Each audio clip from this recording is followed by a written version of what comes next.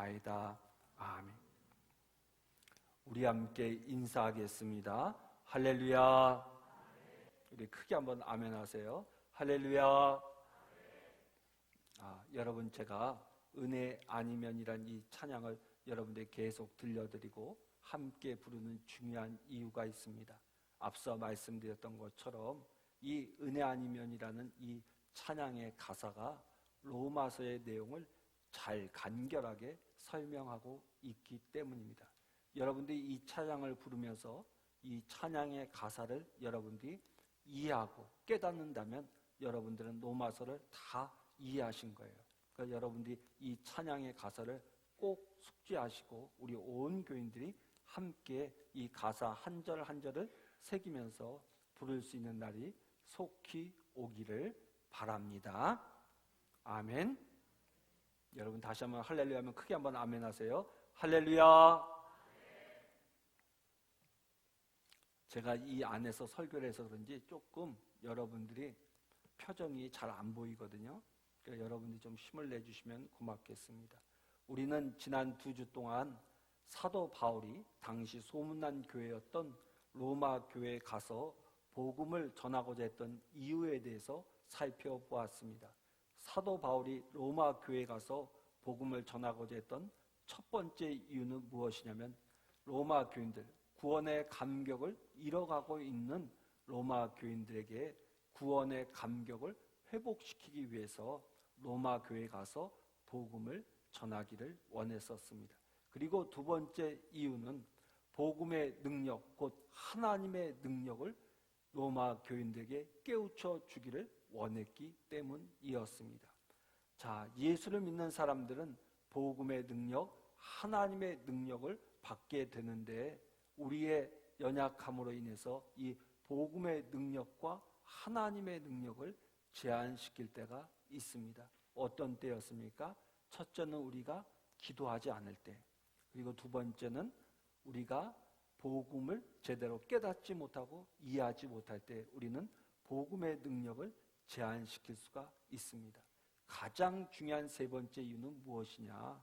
바로 저와 여러분들이 세상을 살아가면서 하나님의 말씀대로 살지 못하고 죄를 범함으로써 복음의 능력을 우리가 제한시킬 때가 있다라고 사도 바울은 가르쳐주고 있습니다. 오늘 우리가 읽은 성경 말씀에서 사도 바울이 로마 교회에 가서 복음을 전하기 원하는 세 번째 이유를 가르쳐주고 있습니다. 우리 로마서 1장 13절 말씀을 다시 한번 큰 목소리로 봉독합니다. 로마서 1장 13절입니다. 다 함께 큰 목소리로 봉독하겠습니다.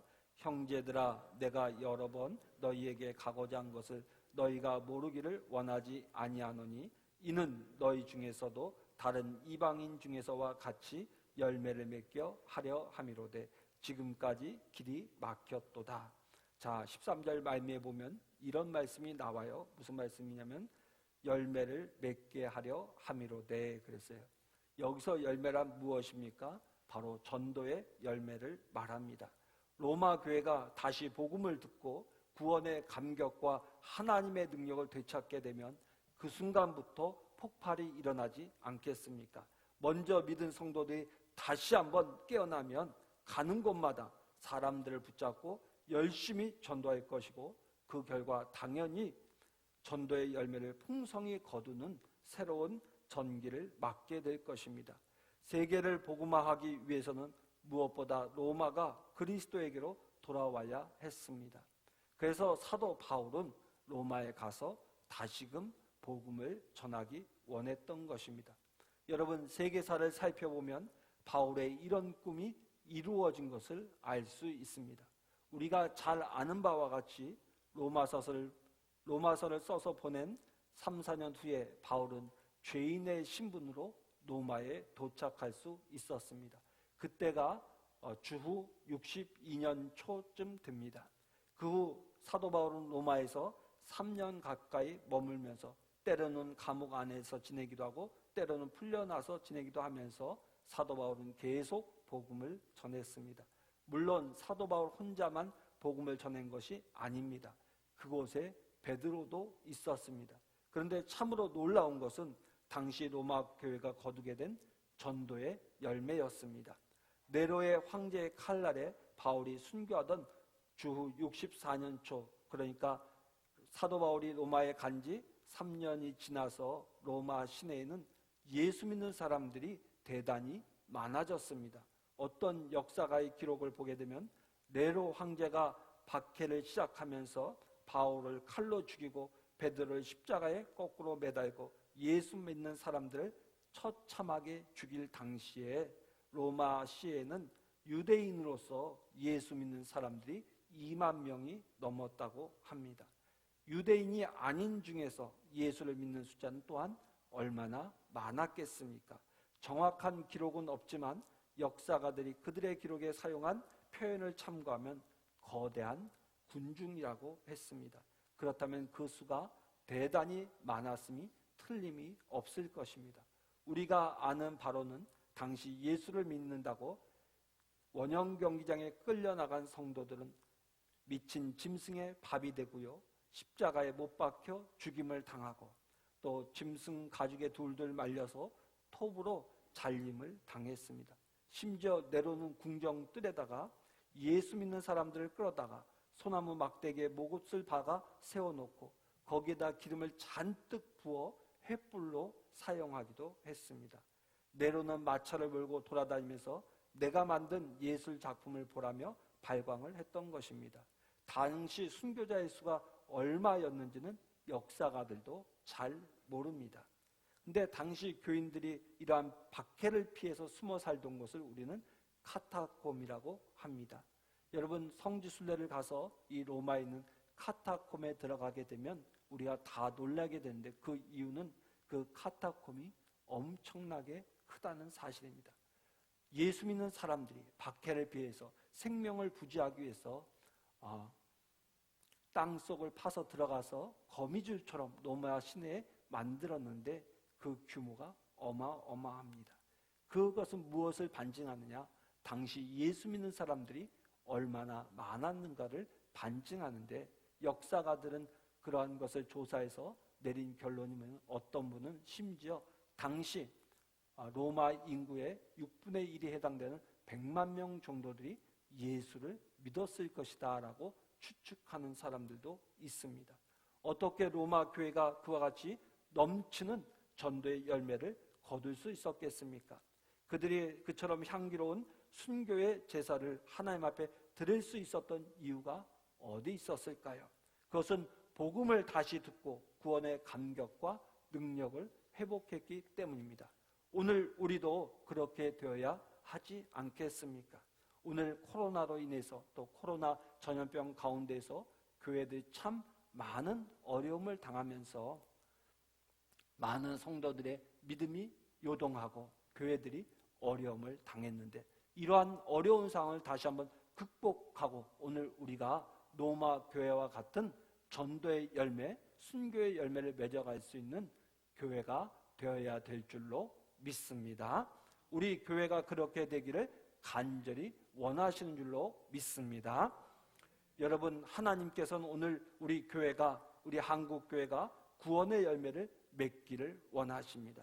우리들만 예수 믿고 천당 오기를 원하지 않으십니다. 하나님께서는 모든 사람이 구원을 받으며 진리를 아는 데 이르기를 원하신다고 말씀했습니다. 하나님은 아무리 악한 자라 할지라도 멸망하는 것을 원치 않는다고 분명히 말씀하셨습니다. 그렇다면 우리는 어떻게 해야 됩니까? 무엇보다 오늘 사도 바울이 말하고 있는 것처럼 먼저 복음을 다시 듣고 구원의 감격과 복음의 능력을 하루속히 회복해야만 합니다. 다윗이 간구한 것처럼 구원의 즐거움을 회복해야 합니다. 사랑하는 성도 여러분, 우리가 구원의 능력에 사로잡혀 하나님이 기뻐하시는 열매를 드릴 수 있는 저와 여러분이 되기를 바랍니다. 여러분, 그러한 뜨거운 가슴이 우리에게 있다면 우리는 전도하지 않고는 견딜 수가 없을 것입니다. 여러분, 어떤 초등학교 학생이 한 명 있었습니다. 근데 이 어린 학생이 은혜를 입었습니다. 은혜를 받고 나니까 자기의 가족을 하나님께로 전도하기를 원했습니다. 근데 아버지가 교회를 나오지 않는 거예요. 그래서 얼마나 그 아이의 마음이 아팠던지 아버지를 볼 때마다 아버지 함께 교회 가요라고 끊임없이 졸라댔습니다. 그러나 그 아버지는 그런 아이의 졸라됨을 당하면서도 그냥 귀엽게만 생각했지 함께 교회 갈 생각을 하지 않았습니다. 그래서 그 아버지는 아들에게 내가 먼저 교회 가라. 때가 되면 나도 교회 갈게 라고 하면서 그렇게 적당히 둘러대고 넘어가곤 했습니다. 근데 얼마 후에 그만 이 어린아이가 교통사고로 죽고 말았습니다. 여러분, 어린 자식을 잃은 아비의 마음이 얼마나 괴롭고 힘들었겠습니까? 그러니까 그 아이를 잃고 난 다음에 아버지가 그 슬픔을 달랠 길이 없어 너무 힘든 나머지 하루는 그 아이의 방에 들어가서 그가 사용하던 책들을 다 정리하기 시작했는데 거기에서 그 어린아이가 쓰던 일기장을 하나 발견하게 되었습니다. 근데 그 일기장을 보다가 그만 이 아버지는 놀라 자빠질 뻔했습니다. 그 이유는 무엇이냐면 이 어린아이가 죽기 전 며칠 전에 쓴 일기장에 기도문이 적혀 있었는데 이런 기도문이 적혀 있었습니다. 하나님, 우리 아빠가 예수 믿게 해주세요. 하나님, 아빠가 예수 믿기 위해서 내가 죽어야 한다면 나는 죽기를 원합니다. 내가 죽어서라도 아빠가 예수 믿게 해 주세요 라고 일기장에 써 있었던 것입니다. 그 글을 읽으면서 커다란 충격을 받은 이 아버지는 예수를 믿는 것이 이렇게 중요한 것인가, 생명을 내어놓고 내가 믿어야 할 일인가 라고 생각을 하게 되었고 그 이후 그는 교회를 나와서 예수를 믿게 되었습니다. 하나님 앞에 나와 회개하고 예수님을 구주로 영접하게 되었습니다. 여러분, 이 사람이 누군지 아십니까? 이 사람은 지난 20세기 동안 세계 도처에서 수많은 젊은이들을 예수 그리스도로 인도하는 데 앞장섰던 대학생 선교회, 우리가 흔히 CCC라고 하는 그러한 국제본부의 부총재가 되는 분입니다. 그분이 예수를 믿게 된 가장 큰 이유는 먼저 자기보다 죽은 아들의 간곡한 전도의 결과였던 것입니다. 여러분, 우리가 구원의 감격, 복음의 능력을 회복하면 하나님께 구원의 열매를 드리고 싶은 마음이 가슴 속에서부터 치솟아 올라 견디지 못합니다. 오늘 말씀을 준비하면서 제 자신을 가만히 돌이켜보니까 언제 제일 열심히 전도했는가 돌이켜보니까요, 제가 은혜 받았을 때더라고요. 제가 중학교 3학년에서 고등학교 올라가던 그 겨울방학에 은혜를 받았었는데 그 은혜를 받고 나서는 가슴에 불이 붙어서 전도하지 않고는 견딜 수 없는 그런 심령을 가지고 있었습니다. 그러던 어느 날 친구와 함께 친한 친구 한 명을 전도하기로 작정했었는데 그래서 둘이서 그 친구의 집을 방문했습니다. 근데 그 친구가 저희들이 또 전도하러 온 것을 눈치채고 나 목욕 간다 가라 그랬는데 저희들이 어떻게 했는지 아십니까? 그 목욕 간다는 얘기 듣고 우리도 목욕 가야 돼. 그래서 따라갔습니다. 그래서 목욕탕에 들어가가지고 그 아이를 계속 전도하여서 교회를 함께 다니게 되었습니다. 그렇게 열정이 있었던 시간은 언제냐? 구원의 감격이 있었던 시간, 복음에 대한 열정이 있었던 그 시간이었음을 저도 돌이켜볼 수가 있었습니다. 여러분, 이 복음의 능력을 우리가 깨닫게 된다면 안 믿는 식구를 보고 견딜 수 없습니다. 안 믿는 이웃을 보고 우리는 견디지 못합니다. 여러분, 우리 모두가 이런 사람이 되어야 될 줄로 믿습니다.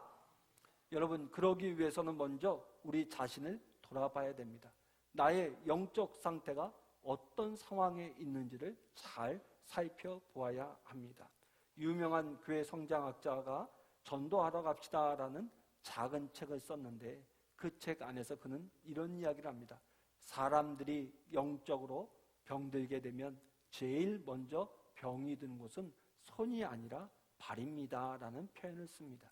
그 이야기는 무슨 얘기냐면은 예수 믿는 사람들이 영적으로 병들게 되면 성경에 대한 지식이 모자라지는 것도 아니고 봉사를 적게 하는 게 아니다.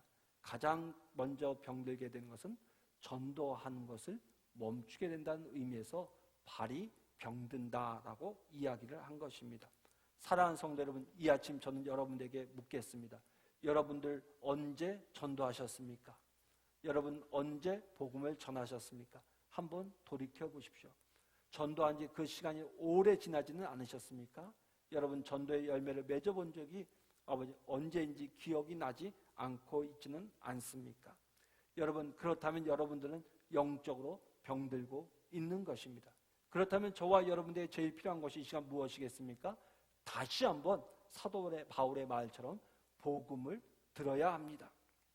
여러분 다 아는 것인데 귀가 아프게 들을 이유가 무엇인가라고 생각하는 분이 있습니까? 여러분 복음이 내게 다시 들려지고 그 복음으로 인해서 우리의 마음이 뜨거워져야 합니다. 뿐만 아니라 그 복음에 담긴 하나님의 의를 깨닫고 하나님의 능력을 내 삶 속에서 체험해야 합니다.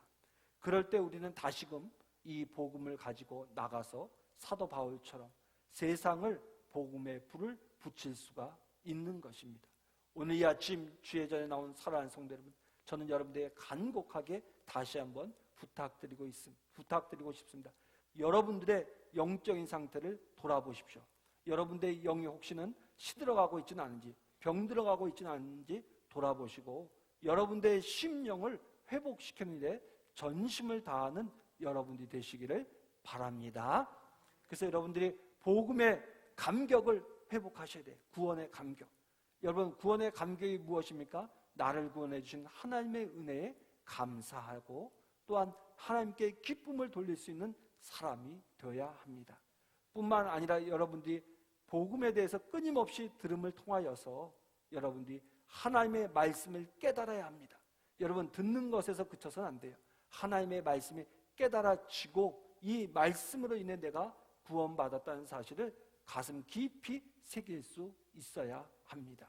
여러분 제가 여러분에게 은혜 아니면 이 찬양을 계속 들으라고 부르라고 권면하는 이유가 무엇인지 아십니까? 여러분 찬양을 한번 부르고 지나갈 수는 있습니다. 그러나 이 찬양 가사 한마디 한마디에 담긴 의미가 무엇인지를 알아야 이 찬양이 정말 의미가 있기 때문입니다. 사랑하는 성도 여러분, 나는 성경을 다 알아 그렇게 교만한 생각 갖지 마시고 다시 한번 말씀을 읽으십시오.